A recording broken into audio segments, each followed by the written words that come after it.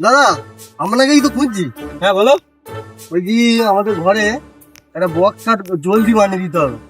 হ্যাঁ, গাছ কোথায়? গাছ আমাদের এখানেই আছে। তোমাদের ওখানে? হ্যাঁ। চলো। চলো।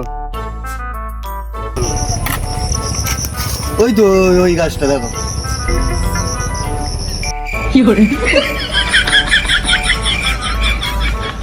ওরে মারা, কি গাছ দেখালে কাকা? এই গাছে শুধু বক্স কাট কেন মারা? হ্যাঁ, আরো অনেক কিছু হবে। তুমি চলো, তোমাকে আমি দেখাচ্ছি, আসো। চলো।